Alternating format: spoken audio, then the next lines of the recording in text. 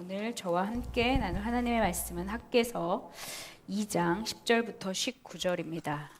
제가 가진 성경은요, 구약성경 1344쪽입니다. 1344장 학개서 2장 10절부터 19절입니다. 우리 함께 한 목소리로 합독하시겠습니다. 이제 읽겠습니다. 시작. 다리우스 왕 2년 아홉째 달 24일에 주님께서 학계 예언자에게 말씀하셨다. 나 만군의 주가 말한다. 너는 제사장들에게 율법의 가르침이 어떠한지 물어보아라. 어떤 사람이 거룩하게 바쳐진 고기를 자기 옷자락에다가 쌌는데 그 옷자락이 빵이나 국이나 포도주나 기름이나 다른 어떤 음식에 닿았다고 하여 이러한 것들이 거룩하여지느냐고 물어보아라. 학계가 물어보니 제사장들이 그렇지 않다고 대답하였다. 학계가 또다시 시체에 닿아서 더러워진 사람이 이 모든 것 가운데서 어느 것에라도 닿으면 그것이 더러워지는지를 물어보니 제사장들이 그렇다고 대답하였다. 이에 학계가 외쳤다. 이 백성은 정말 더러워졌다. 이 민족은 내 앞에서 정말 그렇다. 나 주의 말이다. 그들이 손으로 하는 모든 일이 그렇고 그들이 제단에 바치는 것도 모두 더러워졌다. 그러므로 이제 너희는 오늘에 이르기까지 최근에 일어난 일들을 돌이켜보아라. 주의 성전을 아직 짓지 않았을 때에 너희 형편이 어떠하였느냐. 20섬이 나는 밭에서는 겨우 10섬밖에 못 거두었고 50동이가 나는 포도주 틀에서는 겨우 20동이밖에 얻지 못하였다.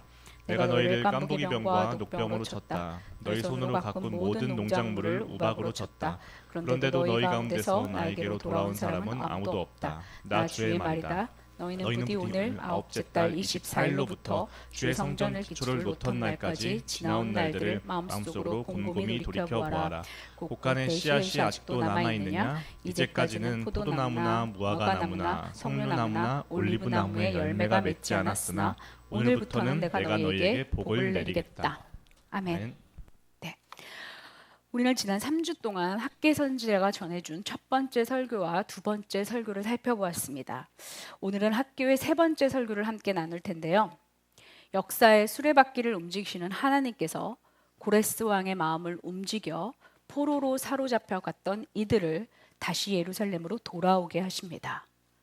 안정되고 꽤 괜찮은 생활이었지만 이들은 하나님의 성전을 짓고자 하는 열심 때문에 다시 돌아옵니다. 많은 것을 내려놓고 돌아왔지만 이들은 상상을 초월하는 주변의 반대와 생활고 때문에 성전 짓는 것을 멈춰섭니다. 조금만 있다가 해야지, 상황과 형편이 좋아지면 라고 잠시 멈추는 것 같지만 16년을 멈췄습니다. 16년 동안 그들은 거기서 자기가 살 집, 자기들의 꾸밀 집을 정신없이 몰두하며 살아갑니다. 그들은 그렇게 일하면 좀 더 달라질 줄 알았습니다. 좀 더 열심히 살고 좀 더 허리띠를 졸라매면 뭔가 새로운 희망이 보일 줄 알았다는 말입니다. 그러나 아무것도 보이지 않습니다. 훨씬 더 나빠집니다.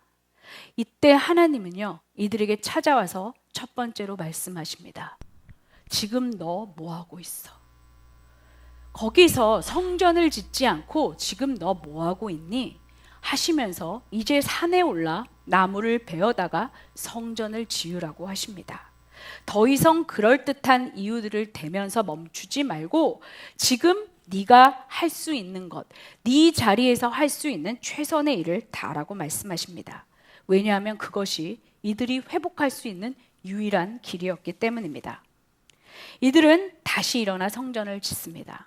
그러나 얼마 못 가서 다시 이들은 흔들립니다. 왜냐하면 눈에 보였던 옛날 솔로몬 성전의 화려한 겉모습에 마음이 흔들렸기 때문입니다. 지금 나는 모든 걸 포기하고 짓고 있는데 겨우 이렇게 하찮고 초라한 외형에 불과한 성전을 지으려고 내가 여기서 이러고 있나? 자괴감이 들었을지도 모릅니다. 그러나 이들은 산에 올라가 나무를 베어다 성전을 지으라고 하신 분이 하나님이었다면 흔들려서는 안 됩니다. 눈에 보이는 것들과 비교하면서 옆에 있는 것들과 비교하며 멈춰서서는 안 됐습니다. 그러나 하나님은 이들을 포기하지 않고 두 번째로 또 찾아와서 물으십니다. 너 지금 뭐 보니? 지금 너가 보아야 될 것은 하나님에게 초점을 맞춰야지 지금 지나간 것들, 다른 사람의 것들과 보면서 옛 것의 영광에 취해서 성전의 본질을 놓쳐서는 안 된다고 말씀하십니다. 그래서 이들은 다시 마음을 잡고 성전을 짓습니다. 그런데 하나님이 또 찾아오십니다. 그것이 2장 10절의 말씀입니다. 다리우스 왕 2년 9째 달 24일에 주님은 찾아오십니다. 우리가 6월 1일에 1장 1절에 보면 하나님은 6월 1일에 찾아오셨고, 이들은 1장 15절에 보면 6월 24일에 성전을 짓기 시작했습니다. 그러니까 이들이 멈춰졌던 성전을 짓기 시작한 지 정확하게 3달이 지난 때입니다. 이때는 지금으로 말하면, 오늘날의 달력으로 말하면 12월입니다. 제가 지난번에도 설명을 드렸듯이 이 땅에는 나일강과 같은 주류강이 없습니다. 그러니까 이들이 농사를 짓기 위해서는 하늘의 하나님만 바라보아야 했습니다. 이들은요, 하늘의 하나님을 바라보며 이른비를 기다립니다. 이른비를 기다려야만 단단해진 땅들이 녹아서 봄에 파종할 수 있습니다. 그리고 이들은 늦은 비를 기다려야 했습니다. 늦은 비를 기다려야 이제는 추수할 때가 되어진 곡식들이 더 많이 연글어 많은 열매를 맺기 때문입니다. 이것이 성경에서 말하는 이른 비와 늦은 비의 의미입니다. 지금 이때는 이들이 이른 비를 기다리며 봄에 파종할 것들을 준비하는 시기입니다. 바로 이때 하나님이 학개에게 말씀하신 것입니다. 그러면서 11절에서 하나님께서 말씀하십니다. 제사장들에게 가서 율법의 가르침이 어떠한지 물어봐라. 하나님은요, 지금 학개에게 물어보라고 하는 게 아닙니다. 학개에게 직접 말하라는 것이 아니라 제사장에게 가서 물어봐 라고 말합니다. 왜 그럴까요? 학개는요, 선지자입니다. 하나님의 말씀을 받아서 전하는 사람입니다. 그러나 제사장은요, 신명기 기록대로 율법을 해석하는 자요, 레위기 기록대로 이 율법에 따라 예배를 집전하는 자요, 그리고 에스겔서 말씀처럼 백성들에게 거룩을 구별하여 가르쳐야 하는 사람입니다. 우리 에스겔서 44장 23절 자막을 보면 함께 읽을까요? 시작. 제사장들은 내 백성이 거룩한 것과 속된 것을 구별하도록 백성을 가르치고 부정한 것과 정한 것을 분별하도록 백성을 깨우쳐 주어야 한다. 아멘. 하나님은요, 선지자 학개에게만 말하지 않습니다. 저는 한국교회 장점이 참 많다고 생각하는데, 한 가지 단점이요, 지나치게 담임 목사 주인공 그런 트렌드입니다. 제가 예배를 공부하면서 또 미국 교회에서 사역을 하면서 느낀 것은요, 미국 교회는요, 시니어 패스터, 즉 담임 목사, 그리고 워십 패스터, 예배 목사, 그리고 에듀케이셔널 패스터, 교육 목사의 3명의 협업이 기가 막히게 이루어지는 곳입니다. 내가 담임이니까 예배도 이렇게, 교육도 이렇게 해야 해 라고 고집하는 법이 없습니다. 그들은 일주일에 2-3번은 만나서요, 예배와 교육에 대해서 열심히 성경적 원리를 공부하고 경험한 것들을 녹아냅니다. 다시 말하면 이 3명이 서로의 전문성을 귀히 여기고 권위를 인정하는 문화입니다. 내가 담임 목사니까 내 말을 들어 상하 수직적인 위계 질서가 아니라 하나님 나라를 위하여 서로의 전문성과 권위를 존중해주는 문화입니다. 그래서요, 나이가 들었다고 부목사로서 떠날 필요가 없습니다. 저는요, 미국 교회에 오래 있으면서 워십 패스터, 에듀케이셔널 패스터로 30년 이상을 그 교회에서 사역하면서 은퇴하는 경우를 너무나 많이 보았습니다. 나이가 먹으면 무조건 나가서 담임 목사를 해야 하고, 담임 목사가 되면 모든 것들을 총괄해야 된다는 좀 프레임에서 한국교회도 좀 벗어났으면 좋겠습니다. 물론 복음의 변질은 변하면 안 됩니다. 그러나 요즘 우리는 에픽 시대라고 말합니다. 에픽 시대가 무엇인가요? experience, 경험입니다. participation, 참석입니다. I, 이미지고요. C는 connect입니다. 이렇게 4가지를 중시하는 이 시대의 문화에 맞게 교회들의 프레임들도 좀 변하면 좋겠습니다. 서로의 권위와 전문성을 귀히 여기고 존중하며 함께 파트너십으로 섬길 수 있는 문화가 좀 정착했으면 좋겠습니다. 이제 하나님은 가서 질문해야 할 것을 말씀해 주십니다. 우리 2장 12절과 13절을 함께 읽었지만 12절에 나타나는 거룩한 고기란 유다 백성들이 하나님께 바치는 제물을 말합니다. 그러니까 질문은요, 이 거룩한 고기를 옷에 싸서 옮겼는데 그 옷이 다른 물건에 닿으면 그 다음 물건도 정결해지느냐? 한마디로 말하면 거룩이 전염되느냐라는 말입니다. 대답은 아니라는 겁니다. 여기서 그렇지 않다라는 말은요, 절대적인 부정을 나타내는 히브리어입니다. 그러니까 절대로 거룩해질 수 없다. 그런 일이 일어날 수 없다는 말입니다. 13절의 시체는요, 모든 부정한 것의 대표주자입니다. 다시 말하면 시체 부정한 것이 사람에게 닿아서 그 사람이 부정해졌다면 그 부정한 사람이 다른 것을 만지거나 그 다른 물건에 손을 닿았다면 그 물건도 부정해지느냐, 부정이 전염되느냐라는 말입니다. 제사장들은 그렇다고 말합니다. 그러니까 12절, 13절에서 말하는 것은 무엇입니까? 거룩은 전염되지 않지만 부정은 전염된다. 여러분 좀 뜬금없지 않습니까? 하나님은 지금 여기서 세 번째로 찾아오셔서 세 번째 설교를 학계 선지자에게 주고 계십니다. 첫 번째 우리 설교 제목이 뭐냐면요, 지금 너 뭐해?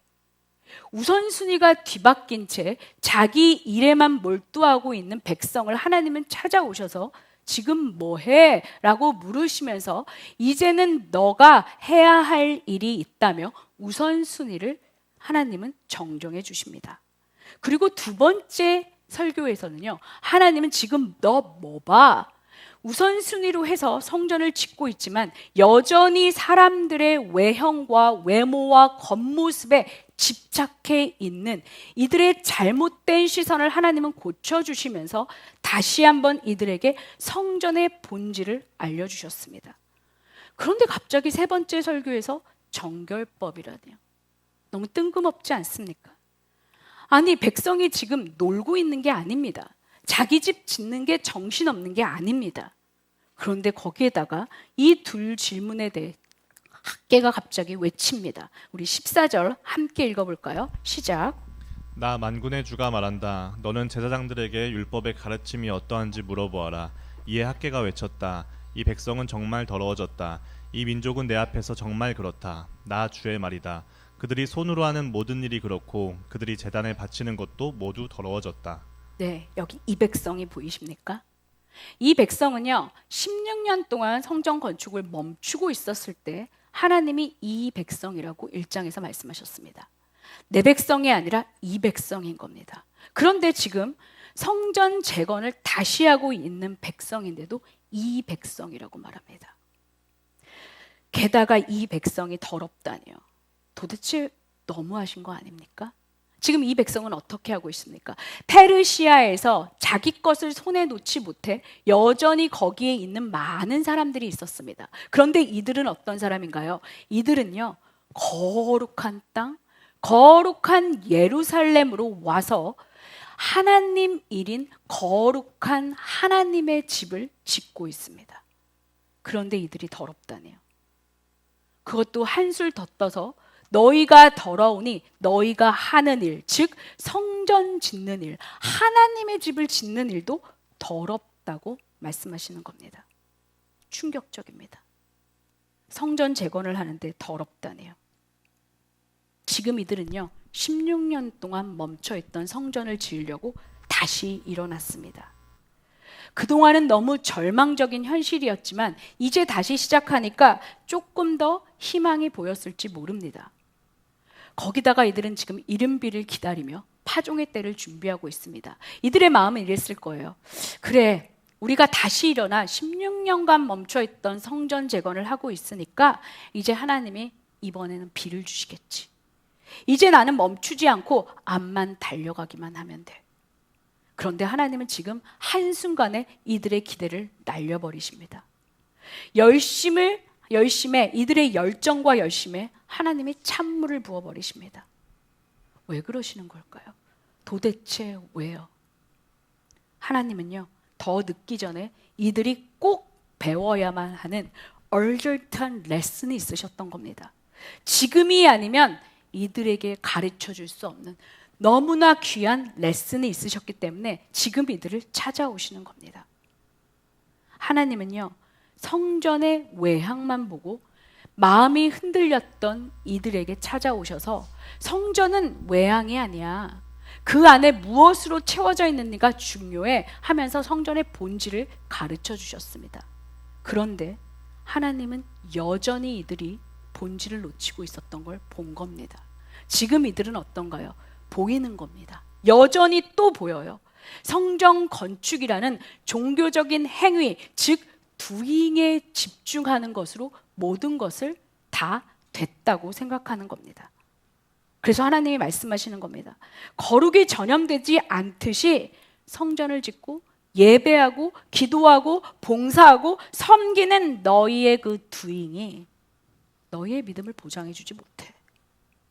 부정이 전염되듯이 오히려 너희의 속사람이 그렇게 완전해지지 않았는데, 깨끗해지지 않았는데 지금 너희가 하는 성전 건축도 더럽지 않겠니?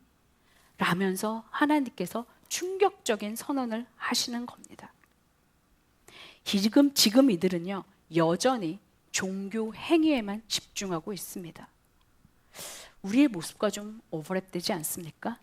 우리도 교회를 갑니다. 집회에 참여하고 헌금을 하고 나름 찬양을 하고 시간을 내서 봉사도 합니다. 그러면서 우리는 생각합니다. 그래도 나는 크리스찬이야. 주변에서도 그래 너는 크리스찬이네 라면서 말해줍니다. 그런데요, 성경 어디에도 겉으로 드러나는 종교의 행위가 doing이 그 사람의 믿음을 증명한다고 한 구절은 한 군데도 없습니다. 오히려 예수님은요, 바리새인들의 doing을 보시고 위선자, 가면을 쓴 사람들이라고 질타하셨습니다. 성경에서 말하는 변화는요, 속사람의 변화입니다. 그런데 이것을 또 오해하면 안 됩니다. 나는 속사람이 변화됐어. 우리는 너무나 속과 안을 분리하기를 좋아합니다. 성욕, 그리고 또 세상 일과 교회 일을 분리하면서 우리는 항상 이분법적인 논리에 빠지기를 좋아합니다. 그런데요, 오해하면 안 됩니다. 속사람이 변화되었으니까 겉 모양이 뭐가 중요해? 나만 바르면 되지. 나는 아무것도 안 해도 돼. 지금 하나님이요, 이들에게 면죄부를 주시는 게 아니라는 말입니다. 진짜 속사람이 변하면요, 행동으로 나타날 수밖에 없습니다. 하나님은 우리를 사랑하시고 신실하시다고 말했지만 그 속성이요, 항상 어떻게 됐습니까? 행동으로 나타나셨습니다. 독생자 아들을 보내셨습니다. 여러분, 건강한 사람은요, 비만에 걸리지 않습니다. 제가 지난주에도 말씀드렸듯이 우리가 영적으로 건강하면, 속사람이 건강하면 말씀을 듣고 실천합니다. 그런데요, 건강하지 않은 속사람은요, 말씀을 듣고 아는 것으로 그칩니다. 나는 됐어. 나는 괜찮은 크리스찬이요. 아니요. 비잉은요, doing으로 나타나게 되어 있습니다. 성경에서 말하는 변화는요, 인사이드 아웃입니다. 속사람의 변화가 밖으로 드러나는 겁니다.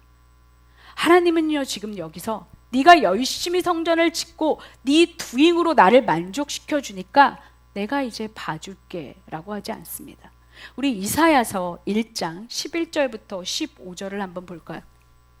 제가 가진 구약성경으로는요 795쪽인데 구약성경 952쪽입니다. 952쪽인데요. 한번 우리 함께 이사야서 1장 11절부터 15절을 함께 읽겠습니다. 시작. 주님께서 말씀하신다. 무엇하러 나에게 이 많은 재물을 바치느냐? 나는 이제 순양의 번제물과 살진 짐승의 기름기가 지겹고 나는 이제 수송아지와 어린 양과 순염소의 피도 싫다. 너희가 나의 앞에 보이러 오지만 누가 너희에게 그것을 요구하였느냐? 나의 뜰만 밟을 뿐이다. 다시는 헛된 재물을 가져오지 말아라. 다 쓸모없는 것들이다. 분양하는 것도 나에게는 역겹고 초하루와 안식일과 대회로 모이는 것도 참을 수 없으며 거룩한 집회를 열어놓고 못된 짓도 함께하는 것을 내가 더 이상 견딜 수 없다. 나는 정말로 너희의 초하루 행사와 정한 절기들이 싫다. 그것들은 오히려 나에게 짐이 될 뿐이다. 그것들을 짊어지기에는 내가 너무 지쳤다. 너희가 팔을 벌리고 기도한다 하더라도 나는 거들떠보지도 않겠다. 너희가 아무리 많이 기도를 한다 하여도 나는 듣지 않겠다. 너희의 손에는 피가 가득하다. 충격적이지 않습니까? 하나님은요 분명하게 말씀하십니다. 나는 종교적인 행위를 원하는 게 아니야.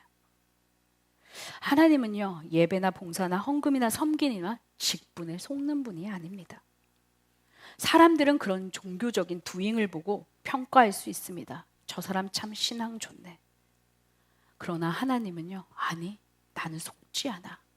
나는 너희의 외적인 것에 절대 속지 않아 라고 말씀하십니다. 제가 예배를 설교할 때도 말씀드렸지만 창세기 4장 4절과 5절에 보면 가인과 아벨의 이야기가 나옵니다. 하나님은요 아벨과 그의 제물은 받으셨습니다. 그러나 하나님은 가인과 그의 제물은 받지 않으셨습니다. 우리는요 자꾸 비잉과 두잉을 세퍼레이트하고 싶어 합니다. 그러나요 아무리 가인이요 많은 것을 드리고 좋은 것을 드렸다 해도 하나님은요 가인이 부정한 사람이기 때문에 그가 드린 예배도 제물도 받으실 수 없는 겁니다. 왜요? 부정해졌기 때문에. 하나님은 부정한 것을 받으실 수 없는 겁니다. 우리가 착각하면 안 됩니다. 교회에 오고 목사님들이 하나님을 다 오라. 천만에요. 하나님은요 하나님의 평가가 가장 정확한 분입니다. 오히려 가인을 자세히 살펴보면요 가인의 이런 종교적인 행위가 그를 더 월세하게 만들었습니다. 그는요 지금 나도 예배했는데 왜 안 돼요? 예배하지 않았다면 이런 말을 안 했을 거예요. 그런데 자기의 행위가 왜 안 돼? 하면서 자꾸 자기를 월세하게 만드는 겁니다. 저는 가끔 이런 생각을 합니다. 우리 가슴과 어깨에 봉사, 섬김, 활동, 교회의 연차, 예배 행위, 기도 생활, 직분, 포지션 이런 게 하나씩 안장처럼 훈장처럼 달릴 때 우리는 착각하게 되지 않을까요? 이 정도면 잘하고 있어. 그래, 나도 이 정도면 괜찮아. 그런데요, 그런 종교적인 훈장은 우리에게 진짜를 못 보게 합니다. 우리가 실제를 마주하지 못하게 합니다. 특히 저 같은 사역자가 제일 위험합니다. 종교적인 활동을 하고 교회를 섬기고 사람들을 케어하고 말씀을 연하고 연구하고 전하는 것으로 내가 거룩한 삶을 살아냈다고 착각하기 제일 쉽습니다. 사실은 아니면서요. 전하는 것뿐인데 이 종교적인 행위가 나를 거룩하게 만들고 믿음의 사람으로 만들고 있다고 나도 착각하고 남들도 착각합니다. 그렇다고 성도들이 예외일까요? 천만에요. 예배를 오고 기도 모임을 하고 성경 통독을 합니다. 봉사를 하고 헌금 생활을 하고 나름대로 교회에서 뭔가 합니다. 입을 열어 예수를 말합니다. 그래서 신앙 있는 사람이라 착각 좀 하게 만든다는 겁니다. 그러나 하나님은 오늘 학계를 통해 분명하게 말씀하십니다. 아니, 더러워. 네가 더러워서 네가 하는 모든 일도 더러워 라고 하나님은 여전히 이 백성이라고 말씀한다는 겁니다. 저는 가끔 이런 소리를 들었습니다. 그래도 봉사하면 섬기다 보면 믿음이 좋아지던데요? 영성이 조금 있어지더라고요. 글쎄요, 그 믿음이 어떤 걸까요? 깊어진다는 그 영성의 실체가 무엇일까요? 혹시 교회라는 문화에 익숙해지고 종교 생활이라는 것, 기독교라는 종교에 익숙해지는 것을 우리는 믿음의 성숙이라고 착각하고 있는 것을 아닐까요? 이 용어의 차이를 모르는 게 아닐까요? 믿음의 성장, 성숙이라는 말과 영적 게을름과는 다릅니다. 저는 이것을 영적으로 게을러졌다고 이야기합니다. 제가 아는 전도사님이 늘 영적으로 게을른다는 표현을 쓰는데요. 분명 겉으로 보면 잘 익은 것 같습니다. 그런데 속을 열어보면요, 하나도 익지 않은, 정말로 그야말로 초보자보다도 못한 신앙인이라는 말입니다. 그런데 영적으로 게으른 것을 믿음이 성숙하다고 생각한다는 겁니다. 왜요? 종교적 활동을 많이 하고 있으니까요. 성전을 지어도요, 하나님이 안에 계셔야 성전입니다. 기도를 해도 하나님이 들어주셔야 기도가 되고, 예배를 드려도 하나님이 받으셔야 예배가 되고, 헌금을 드려도 하나님이 받으셔야 헌금이 되는 겁니다. 그렇지 않으면요, 성전은요, 하나님이 계시지 않으면 건물입니다. 헌금은요, 하나님이 받지 않으시면 도네이션입니다. 내가 아는 마찬가지로 기도도요, 하나님이 받지 않으시면 주문입니다. 하소연인 거예요. 여러분, 예배도 하나님이 받지 않으시면 이벤트에 불과한 겁니다. 기준은 하나님 말씀이고 하나님입니다. 우리가 자꾸 사람들을 따라가고 자꾸만 옆에 사람을 기준점으로 두면요, 우리는 중심을 잃어버리고 본질을 찾지 못합니다. 내가 연주하고 있는 내 인생의 악기의 현이 하나 둘씩 끊어지기 시작합니다. 여러분, 우리가 음악회에 가면요, 오케스트라 연주하기 전에 항상 조율을 합니다. 오보에가 A라는 피치를 불면요, 다른 악기들도 하나 둘씩 이 A라는 피치에 자기의 악기를 맞추어 조율합니다. 이것을 우리는 콘서트 피치라고 합니다. 콘서트 피치는 A는 440에서 444를 맞추게 되어 있습니다. 유럽과 한국과 미국의 기준이 각각 조금씩 다릅니다. 그런데요, 이 콘서트 피치는요, 19세기가 들어와서야 생겼습니다. 그러니까 그 전에는요, 이 콘서트 피치가 없었어요. 그래서 사람들은 서로 경쟁하고 사람들에게 더 매력적이고 더 밝은 소리를 선사하기 위해서 자꾸만 이 피치를 올립니다. 그래서 어떤 일이 일어나냐면 피치 인플레이션 현상이 일어납니다. 자꾸만 더 높게 조율하다 보니까요, 결국 어떤 일이 일어나냐면요, 사람들 목이 나가고 노래하는 성악가의 성대가 상하고 연주하는 사람의 줄이 끊어집니다. 이거는 17세기의 작곡자이며 음악 이론가진 마이클 프레토리우스가 직접 설명하기도 했던 겁니다. 분명히 연주하던 것은 아름답고 좋은 일인데 기준이 없다 보니까 자꾸 사람들 보기에, 사람들 듣기에, 사람들에게 칭찬받고 영광받고 싶어서 경쟁적으로 자기의 피치를 올리기 시작하는 겁니다. 그러다 보니 어떤 일이 생겼을까요? 사람들 목은 나가고 줄이 끊어지기 시작했습니다. 우리도 마찬가지입니다. 기준이 없이요, 자꾸 옆 사람을 보고 다른 것들을 보며 가잖아요. 그럼 우리 인생의 줄은요, 자꾸 끊어집니다. 끊어지게 되어 있습니다. 우리의 기준은요, 목사님 설교도 아니고 목사님의 말이 아니고 주변 사람의 SNS의 다수의 의견도 아닙니다. 우리의 기준은 성경일 뿐입니다. 하나님이 이제 말씀하십니다. 15절과 16절을 볼까요? 시작. 그러므로 이제 너희는 오늘에 이르기까지 최근에 일어난 일들을 돌이켜보아라. 주의 성전을 아직 짓지 않았을 때 너희 형편이 어떠하였느냐? 20섬이 나는 밭에서는 겨우 10섬밖에 못 거두었고 50동이가 나는 포도주 틀에서는 겨우 20동이밖에 얻지 못하였다. 자, 여기 보면요, 오늘에 이르기까지 너희는 돌아보아라 그럽니다. 이 말은요, 주의 성전을 아직 짓지 않았을 때, 그러니까 BC 538년에 고레스 칙령이 내려지고 BC 536년에 성전의 기초를 놓았을 때가 아닙니다. 이때는요, 536년부터 520년까지 16년 동안 성전 짓기가 멈춰져 있었을 이때를 말합니다. 이들이 돌아와서는 성전 짓다 말고 자기의 집을 짓고 있을 그 시기회를 돌아보라는 말입니다. 그때는 수확한 만큼 수확을 얻지 못했습니다. 노력한 만큼 얻지 못했다는 말입니다. 20석을 넣어도 10석만 거두었고 50통의 포도주를 짤 틀에 포도를 넣었는데도 막상 포도주에 넣고 보니 반도 안 됐다는 말입니다. 1장 6절을 우리 함께 읽어볼까요? 시작.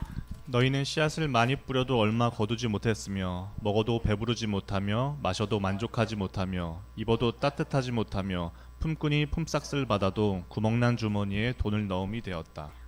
자, 이 말과 똑같은 현상이 벌어지고 있었던 겁니다. 하나님은 지금 하나님의 백성이 구별되지 않고 세상과 똑같이 이 백성처럼 살아갔을 때의 삶이 얼마나 피폐해지는지를 보게 하시는 겁니다. 구별되어 살아야 하는데 똑같이 살면 이런 현상들이 일어나 라고 말씀하시는 겁니다. 그러면서 하나님은요 17절에서 이 모든 일을 하나님이 하셨다고 하십니다. 우리 17절 읽어볼까요? 시작.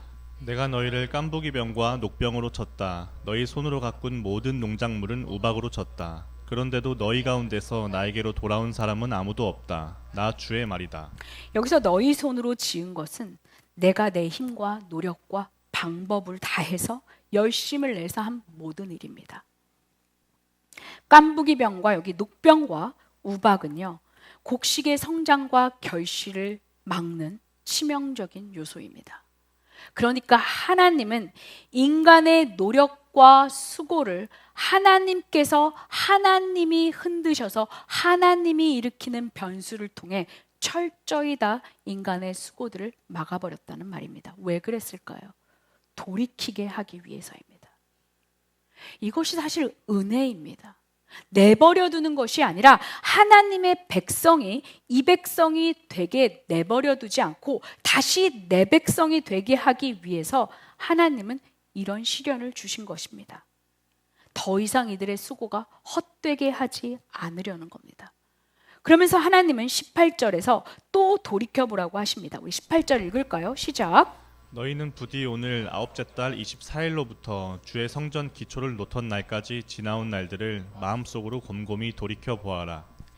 여기 마음속으로 곰곰이 돌이켜 보아라 라는 구절은요 15절에서 사용된 구절과 똑같습니다. 우리가 1장을 살펴보면서 1장의 5절과 7절에도 너의 소행을 살펴보라. 그러니까 think carefully about what you are doing. 너가 지금 하고 있는 게 뭔지 잘 생각해 보라고 똑같은 단어가 쓰였지만 의미가 달랐다고 말씀드렸습니다. 1장 5절에서는 돌아봐, 과거에 네가 어떻게 했는지, 어떤 일이 너에게 일어나는지 좀 생각 좀 해봐 라는 의미였다면 1장 7절은 그러니까 생각해 봤다면 이제는 네가 앞으로 무엇을 할 건지 보라는 의미였다고 말씀드렸습니다. 여기서도 똑같습니다. 여기 15절에서는요 성전 기초만 놓고 멈췄던 16년간을 뒤돌아봐. 그리고 이 18절에서는요 그리고 이제부터 성전을 짓기 시작하고 뭔가를 깨달은 오늘부터 다시 생각해 봐. 말하자면 하나는 과거 회상이고요 하나는 미래에 대한 기대입니다. 그래서 유진 피터슨의 메시지 성경에서는요 15절을요 think back, 뒤돌아서 생각해봐, 뒤를 생각해봐 라고 이야기하고 있고요 18절은요 now think ahead, 앞을 좀 지금 이제 보면서 생각해 라는 말입니다. 의미가 달라요. 똑같은 원어이지만요. 그러니까 원어에는 또 생각해보라는 이 단어가 18절의 시작과 끝에 각각 반복되어 쓰여 있습니다. 그러니까 무슨 말일까요? 생각해봐. 지금 이제부터 꼭 주목해서 앞을 봐봐 라고 말하는 겁니다. 왜 그럴까요? 바로 오늘이 전환점이 되기 때문입니다. 바로 오늘부터 놀라운 변화가 있기 때문입니다. 왜요? 그동안은 왜 안 해주셨는데요? 분명히 지난 3달 동안도 내가 일어나서 성전을 지었는데 왜 그러시는 걸까요? 하나님은요 이들이 준비가 되길 기다리신 겁니다. 제가 아이를 키울 때요 우리 그레이스가 호떡을 되게 좋아했어요. 호떡. 그래가지고 이제 미국 시장 같은 데서 이제 밀가루 사와가지고 막 반죽해서 호떡을 만들어요. 그럼 얘가 이제 막 달려옵니다. 그리고 나서 달라고 손을 내미는데 손이 더러우면 제가 줄까요? 왜 안 줘요? 아까워서 안 줄까요? 걔가 미워요? 아닙니다. 더러우니까 안 주는 거예요. 그 손으로 먹으면 더러우니까 얘한테 인펙션이 될 수도 있으니까 안 주는 거예요. 미워서도 아니고 그게 아까워서 안 주는 게 아닙니다. 사춘기 시절에는요 집에 돌아오면요 씻지도 않아요. 밖에서 온 더러운 그 점을 가지고 침대 위로 바로 들어갑니다. 제가 소리를 질러요. 옷을 갈아입고 최소한 손이라도 씻고 침대에 좀 들어가라. No! 이렇게 말합니다. 제가 침대가 아까워서 그래요? 내 침대가 더러워져서 제가 속이 상해서 그럽니까? 아닙니다. 하나님의 마음도 똑같다는 겁니다. 하나님은요 뭔가 주고 싶은데 이들이 너무 더러운 거예요. 아직 준비가 안 된 겁니다. 우리 예레미야 29장 11절 우리 함께 자막을 보면서 한번 읽을까요? 시작. 너희를 두고 계획하고 있는 일들은 오직 나만이 알고 있다. 내가 너희를 두고 계획하고 있는 일들은 재앙이 아니라 번영이다. 너희에게 미래에 대한 희망을 주려는 것이다. 나 주의 말이다. 하나님의 계획은요, 재앙이 아닙니다. 하나님은 지금 안타까우셔서 자꾸 찾아오시는 거예요. 제발 좀 본질 좀 봐. 제발 좀 네 실제와 마주해봐. 왜 아직도 doing 이라며 착각하면서 살고 있니? 여러분, 하나님은요 거룩한 하나님이시기 때문에 거룩하지 않은 것과 함께할 수 없는 분입니다. 제가 이 말씀을 묵상하면서요, 도대체 하나님 왜 이러실까? 너무 안타까운 겁니다. 여러분, 하나님은 거룩해서 거룩하지 않으면 함께 하실 수 없습니다. 다시 말하면 거룩이라는 것은요, 하나님과 우리를 한편되게 만드는 접착제라는 말입니다. 하나님은요, 만군의 하나님은 우리와 같은 편에 있고 싶어요. 같은 편 먹고 싶어요. 오늘부터 너랑 일하고 싶어 라고 말씀하는 분입니다. 근데 우리는 어때요? 전혀 준비가 되지 않고 손은 온통 더러운 오물로 다 묻어 있으면서도 하나님 오늘부터 일을 내놔요. 하나님이 어떻게 주실 수 있습니까?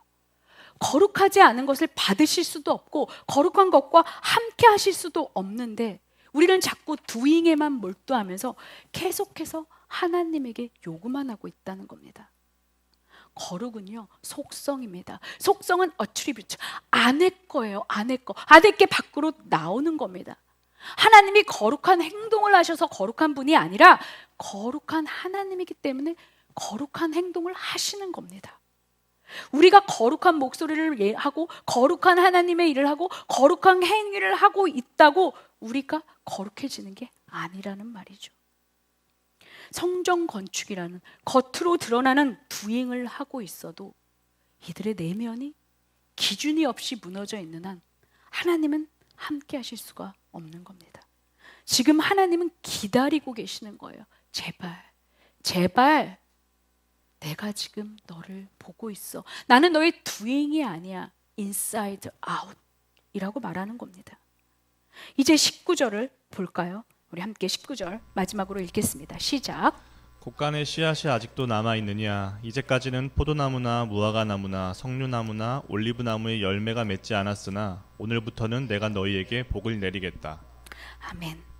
하나님은 지금 현재 너희는 아무것도 없는 궁핍한 상태임을 보게 하십니다.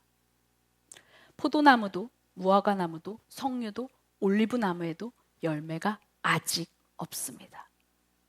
그렇다고 이들이 우리가 성전 건축을 한 지 3개월이나 지났는데 아무것도 없네? 다 때려치고 또 나가야지 했겠을까요? 아닙니다. 이들은 그렇게 바보가 아닙니다. 과거에 실패해서 배웠을 겁니다. 과거에 실패해서 배우지 못하는 사람은 바보입니다. 미국 속담에도 있거든요. 인생의 난관 앞에서 환경의 어려움 속에서 하나님을 뒤편으로 밀어내고 내 생각에 중요하다고 했던 것부터 했을 때 인생이 얼마나 피폐해지는지를 이미 경험했습니다. 그래서 이들은요, 지금 아무것도 없어도 그냥 하나님 앞에 서 있는 겁니다. 그리고 하나님은 이제 이런 이들에게 다시 한번 본질을 알려주신 후에 선포하는 겁니다. 오늘부터 내가 너희에게 복을 내리겠다. 이게 NLT 성경에 보면요, 이렇게 되어 있습니다. But from this day onward, I will bless you. 지금 이날, 오늘부터 쭉 계속해서 앞으로 쭉 내가 너한테 복 줄게 라고 선포하시는 겁니다. onward. 저는 이 말이 너무 좋아요. From this day onward. 지금부터 계속 쭉 내가 복을 줄게. 여기서 복이라고 돼 있는 단어는 바라크에 있는데요. 제가 작년에 누크디미티스를 설교하면서 복에 대해서 이미 말씀을 드렸습니다. 이 복은요, 특별히 이 바라크라는 단어는요, 하나님과의 언약적인 관계에서 나오는 바라크입니다. 그래서 창세기 12장에서도 하나님은 아브라함을 불러서 이 바라크를 선포하신 겁니다. 하나님은 지금 이들에게 이제 너희가 불순종한 것들에서 돌이켜 행위뿐 아니라 중심도 돌이켰지, 이제 하나님과의 언약의 관계가 회복됐지, 그러니까 오늘부터 복이라고 선포하시는 겁니다. 그런데 오늘부터 복이라고 선포하셔도 달라졌나요? 아닙니다. 현재는 여전히 손에 잡히고 눈에 보이는 어떤 것도 있지 않습니다. 그런데요, 하나님이 오늘부터 from this day onward라고 했으면요, 오늘이 시작인 겁니다. 내 눈에 보이지 않고 들리지 않고 느끼지 않고 잡히지 않아도 하나님이 말씀하셨으면 되는 겁니다. 누가 여기 말씀하셨다고 되어 있습니까? 만군의 하나님. 다시 말씀드립니다. 만군의 하나님이 뭐라고 했습니까? 여호와 체바오트. 온 하늘의 군대를 다스리시는 분, 온 이 땅을 다 다스리시는 분. 이 만군의 여호라는 말은요, 성경에서 처음 어디에 나오냐면 사무엘상 1장에 나옵니다. 한나가 불임이었어요. 모든 것들이 막혀 있었습니다. 인간관계도 힘들어요. 육체적인 질병도 있어요. 거기다가 자기는 우울해요. 감정적인 장벽도 있어요. 그런데 만군의 여호와가 이것을 오셔서 다 제거해 주신다는 겁니다. 다시 말하면 여호와 하나님이요, barrier breaker예요. 장벽 제거자라는 말입니다. 모든 장벽이요, 인간적인 관계, 모든 감정적인 마음, 육체의 장벽도 하나님이 모든 배려를 다 브레이크 스루 하실 수 있는 분인 것을 선포하는 것이 여호와 사무엘상 1장입니다. 그러니까 이분이 만군의 여호와신데 이분이 복 주겠다고 하시는데 누가 막을 수가 있습니까? 요한계시록에도 말씀하시지 않습니까? 하나님의 문을 여시는데 누가 닫을 사람이 있냐고요. 아무도 이길 수가 없습니다. 오늘 저와 여러분은 어떤가요? 믿음으로 결단하고 이제는 뭔가 본질도 알겠어요. 뭔가 이제는 실제가 무엇인지, 믿음 생활이 신앙생활이 무엇인지, 신앙생활은 신앙생활이 아니라 생활신앙이구나. 우리는 이제 압니다. 그런데 여전히 내 손에는 열매가 없어요. 보이는 게 없어요. 답답해요. 그래서 실망만 되십니까? 하나님은 말씀하시는 겁니다. 아니, from this day onward. 오늘부터 시작했어. 이미 시작했다고. 우리가 느끼지 못해도 하나님이 시작했다면 시작한 겁니다. 그런데 우리는요, 세상에 나가서 안 시작한 것 같아요. 그래서 자꾸만요, 우리의 마음에 있는 것을요, 남들의 SNS를 보고 남들의 뉴스를 들으면서 남들이 살고 가는 방식을 보면서 그래, 이렇게 살면 안 되는데 라면서 또 흔들립니다. 그러면서 그들의 악기에, 그들의 삶의 악기에 우리의 음을 조율한다는 겁니다. 우리의 콘서트 피치가 있는데, 말씀이라는 콘서트 피치가 있는데 자꾸 남의 SNS 들여다보면서 나도 이렇게 나도 여행 한번 가야 돼, 나도 이렇게 좀 해야 되는데, 나도 저거 사야 되는데, 이렇게 흔들리면요, 결국 내 인생의 줄은 뚝 끊어져요. 여러분, 내 성대는 어느 순간 나가요. 우리는 그렇게 남의 인생에 콘서트 피치를 맞추면서 살게 되어 있지 않습니다. 왜요? 저와 여러분은 하나님의 백성이니까요. 그러니까요, 흔들리지 마세요.